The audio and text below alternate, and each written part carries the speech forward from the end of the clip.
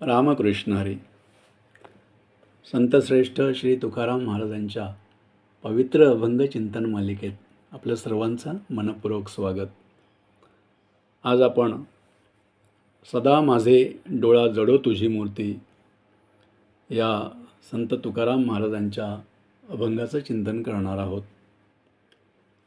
संत तुकाराम महाराजांच्या अभंगांमधून आपल्याला भगवंतावरील प्रेम, भक्ती आणि जीवन जगण्याचा सुंदर मार्ग समजतो. आजच्या अभंगामध्ये तुकाराम महाराज विठ्ठलाकडे कोणतीही सांसारिक वस्तू, धनसंपत्ती किंवा वैभव मागत नाहीत. ते फक्त एकच मागणी करतात, माझे डोळे तुझ्या मूर्तीमध्ये गुंतून राहू देत. माझ्या मुखात तुझे गोड नाम राहू दे आणि माझ्या हृदयामध्ये तुझा कायमचा वास राहू दे.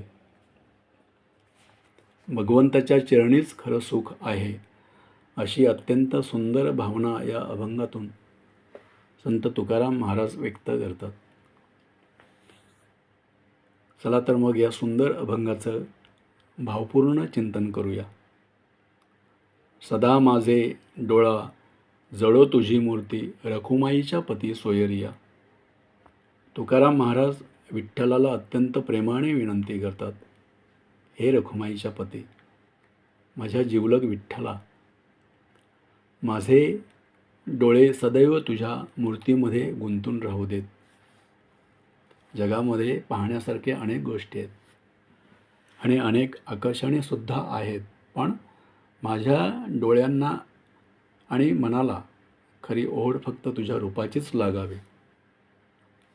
तुझ्या दर्शनाने माझ्या मनाला समाधान मिळावे आणि माझे चित्त तुझ्या मूर्तीपासून कधीही दूर जाऊ नये, अशी महाराजांची प्रेमळ इच्छा आहे.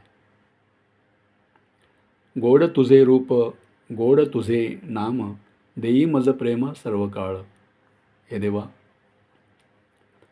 तुझे रूप गोड आहे आणि तुझे नामही तितकेच गोड आहे.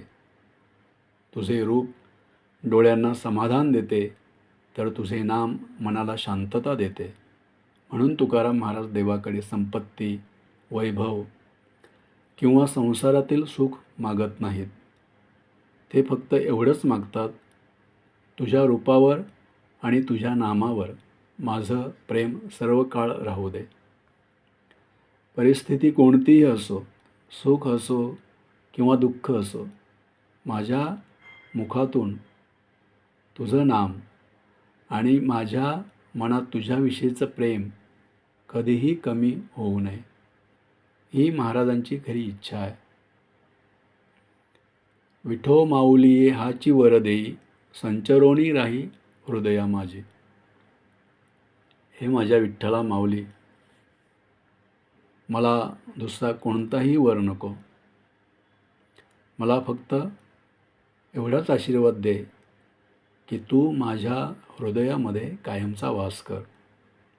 तुझी मूर्ती केवळ मंदिरात किंवा डोळ्यांसमोरच नसावी, तर ती माझ्या अंतःकरणातही असावी. माझ्या अंतःकरणात तुझी उपस्थिती सतत जाणवत राहावी. माझ्या प्रत्येक विचारात, प्रत्येक शब्दात आणि प्रत्येक कृतीत तुझी आठवण राहावी. माझे हृदयच तुझं घर व्हावे. माझ्या मनामध्ये तुझी भक्ती सतत जागी राहावी, हीच तुकाराम महाराजांची मनापासूनची प्रार्थना आहे. तुका म्हणे काही न मागे आणिक, तुझे पायी सुख सर्व आहे. तुकाराम महाराज शेवटी आपल्या भक्तीचे खरे रहस्य सांगतात. ते म्हणतात, हे विठ्ठला, आता मला तुझ्याकडे दुसरे काहीही मागायचे नाही, कारण तुझ्या चरणीच माझं सर्व सुख सामावलेलं आहे. जगातील सुखे मिळवण्यासाठी माणूस आयुष्यभर धावत राहतो, पण संसारातील सुखे कायमची नसतात. परिस्थिती बदलते, माणसं बदलतात आणि मिळालेल्या वस्तूही कधीतरी नष्ट होतात. परंतु भगवंताच्या चरणी मिळणारे समाधान आणि भक्तीचं सुख हे अंतःकरणाला खरं समाधान देणारं आहे. म्हणून धनसंपत्ती, मान सन्मान किंवा इतर कोणतीही इच्छा न करता तुझ्या चरणांशी माझे नाते जोडले राहावे एवढीच माझी इच्छा आहे. या अभंगातून तुकाराम महाराज आपल्याला सांगतात की भगवंताकडे मागण्यासारख्या अनेक गोष्टी असल्या तरी खरा भक्त भगवंतालाच मागतो. विठ्ठलाचं रूप आपल्या डोळ्यांत आणि त्याचं नाम आपल्या मुखात, त्याच्यावरील प्रेम आपल्या मनात आणि त्याचा वास आपल्या हृदयात असेल तर जीवनात आणखी काही मागण्याची गरजच उरत नाही. कारण संसारातील सुखे ही येणारी जाणारी आहेत, पण भगवंताच्या चरणी मिळणारं जे सुख आहे ते मनाला खरंच समाधान देणारं आहे. म्हणून आपणही विठ्ठलाकडे संसारातील गोष्टी मागण्यापेक्षा एकच प्रार्थना करूया. हे विठ्ठला, माझे मन तुझ्या चरणी राहू दे, माझ्या मुखात तुझं नाम राहू दे आणि माझ्या हृदयामध्ये तुझा कायमचा वास राहू दे. हेच तुकाराम महाराजांच्या या अभंगाची सुंदर शिकवण आहे. आजचं हे अभंग चिंतन आपल्याला जर आवडलं असेल तर ते नक्की इतरांपर्यंत शेअर करा.